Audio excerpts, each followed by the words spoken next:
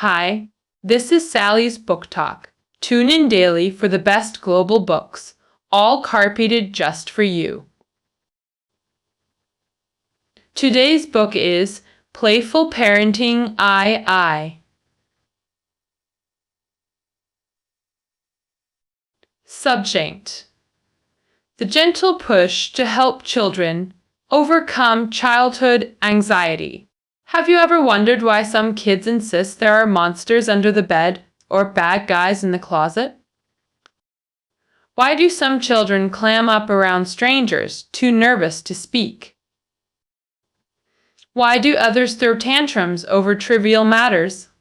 The answer is simple: your child is anxious. Some parents wonder, how could carefree kids who just eat, sleep, and cry for toys have anything to be anxious about? Shouldn't parents be the ones feeling stressed? Parents often vent about parenting, struggles, exhaustion, disappointment, endless dilemmas. Sometimes children even become targets for parental frustration. Yet, when we unleash our emotions, we forget to consider our children's feelings. Meanwhile, children's anxiety keeps accumulating day by day. One mother shared how her child constantly interrupts homework with water, requests, stomach aches, bathroom trips, and mosquito bite complaints. What might seem like lazy excuses are actually classic signs of academic anxiety. This book addresses childhood anxiety, a widely overlooked issue, especially prevalent in Chinese households and early education. It proposes unique play therapy using children's natural language of games to prevent, resolve psychological issues, and foster growth. Author Dr. Lawrence Cohen is an American child psychologist and clinical counselor. Though not an academic celebrity, he boasts extensive practical experience with remarkably effective treatments. His original, Playful Parenting, won the National Parenting Publications Gold Award.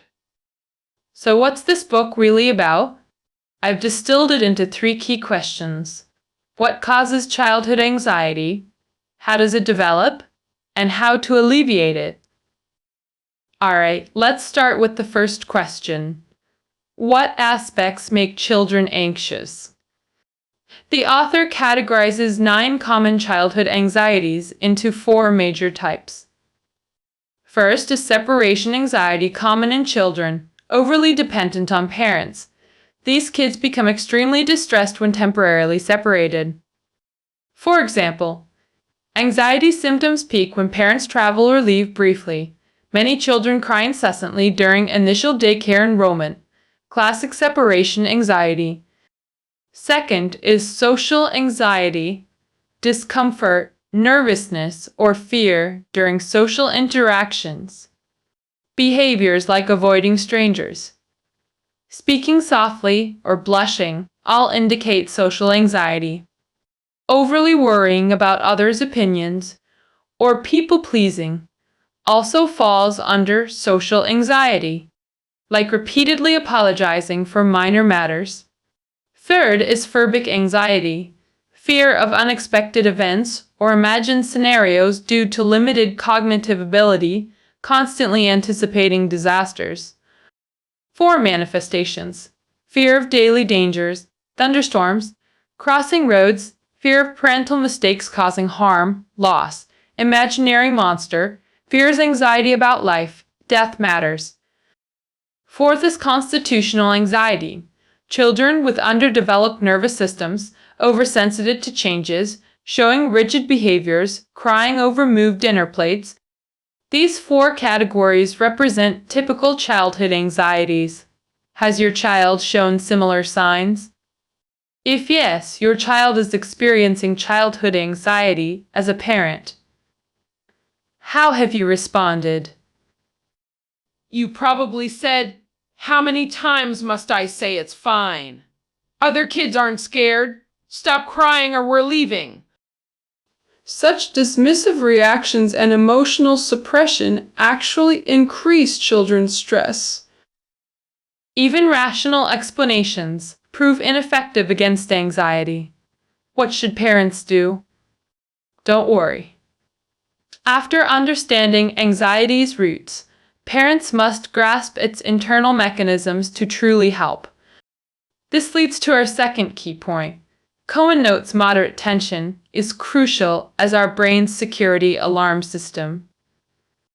The brain's security system refers to its danger response mechanism and the process from tension to calm. Without tension, we wouldn't flee or fight, even in danger. This system operates efficiently, constantly, but excessive tension causes system malfunctions with nonstop alarms. Anxious children have hypersensitive alarm systems lacking reset functions. Normal security systems involve 4 phases: detection, alarm, rational assessment, and reset. Certain brain regions constantly monitor dangers within 1/200th of a second of detecting threats. Instinctive responses activate. This process operates subconsciously, only occasionally boosting alert levels. Anxious children remain hypervigilant. Their emotional brain amplifies threats and misjudges danger levels. While rational assessment should come from the thinking brain, anxious children's emotional brain dominates. Typical children reset their systems through rational thinking. Anxious children cannot. Anxious children lack security and rational development. Treatment involves system reset through Cohen's roots and wings theory. Roots mean stable attachment relationships. Wings mean cultivating bravery and adaptability. Rebuilding parent-child connections through play therapy is crucial. Parents should empathize and adopt children's perspectives. Accept children's fears, even imaginary dinosaurs. Case example. Adjusting lighting eliminated a child's fear. Recommended flagship therapy. Bat inversion game uses physical contact and perspective shifts. Invert 1 minute. 3 recommended roughhousing games include catch and release. How to chase your child. Deliberately let them escape, then dramatically collapse, shouting, "Next time you won't escape," until they willingly get caught. Including games Chinese parents know well, like air pushing and arm wrestling. Avoid excessive competitiveness. Let children take lead to boost confidence and security. Parents should validate feelings with empathy. Example, that bump made you angry, not blame. Recommended emotion meter game. Use scales to quantify anxiety through self-observation. 3 methods. Opposite action, unclench fists. Distraction, reading, acceptance, experience, feelings. Physical games like ant shooing, deep breathing, and warped visualization for anxiety symptoms. Lucky break, bad luck game. Parents tell positive stories, kids reverse them to ease negativity. Taking turns reversing stories turns worries into laughter through playful narrative flipping. For fear-based anxiety, exposure therapy at the just manageable threshold of fear. Proper nudge. Hold hands, saying, "I'm here," allowing pauses but requiring progress. Case study. Cohen's stop-go-stop game helped Emma overcome nail-cutting fear without trauma. 3-step therapy. 1.